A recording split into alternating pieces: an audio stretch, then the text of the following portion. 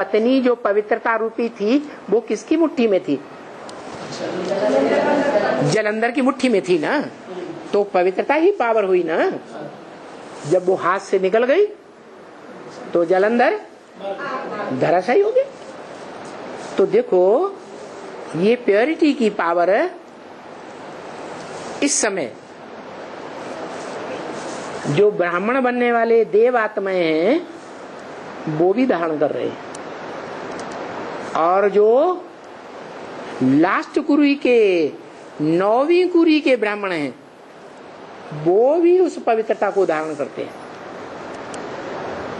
और पवित्रता आती कैसे है?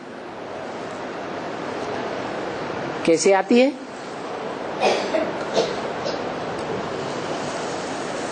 गीता में भी लिखा हुआ है, नहीं ज्ञान सदृशम पवित्रम इह विद्यते। इस संसार में जो ज्ञान है भगवान का, उससे जास्ती पवित्र और कोई चीज है ही नहीं। जिसने भगवान के उस धन को धारण कर लिया वो सबसे जास्ती पवित्र बन सकता है। जितना गहरा ज्ञान धारण करेगा उतना गहरा पवित्रता को धारण करेगा। ऊपर ऊपर का ज्ञान धारण करेगा तो ऊपर ऊपर की पवित्रता धारण करेगा। जैसे दुनियावी सन्यासी हैं, उन्होंने ऊपर ऊपर की पवित्रता धारण की या अंदर की पवित्रता धारण की? ऊपर ऊपर की पवित्रता धारण कर ली। अंदर की पवित्रता का नमूना देखना हो तो शिव के मंदिरों में शिवलिंग और जलाधारी को देखो। 24 घंटे प्रवृत्ति में है या निवृत्ति में है? शिव और जलाधारी, ज्ञान जल को धारण करने वाली कन्याएं माताएं ही होती है ना।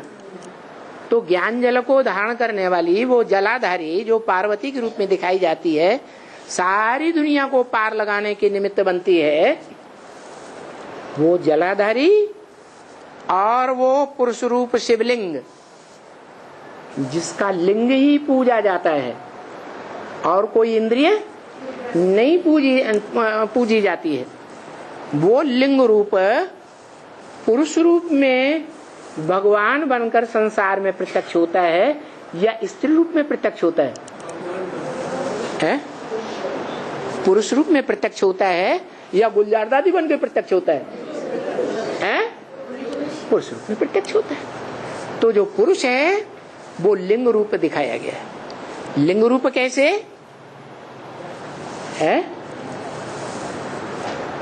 कि वो देह की इंद्रियों से तो प्रवृत्त है लेकिन मन बुद्धि से निवृत्त है।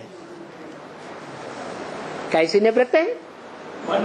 मन बुद्धि रूपी जो आत्मा है वो आत्मा से निवृत्त है, सन्यासी है। सन माने संपूर्ण, न्यासी माने त्यागी। क्या?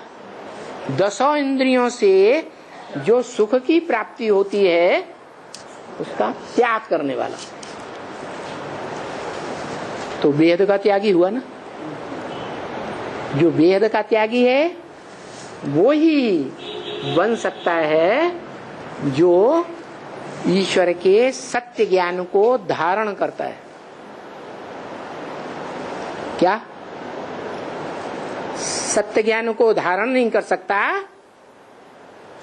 तो संपूर्ण वेद का सन्यासी भी नहीं बन सकता, और वेद का सन्यासी नहीं बन सकता तो पवित्रता जो असली है उसको धारण करने वाला भी नहीं बन सकता।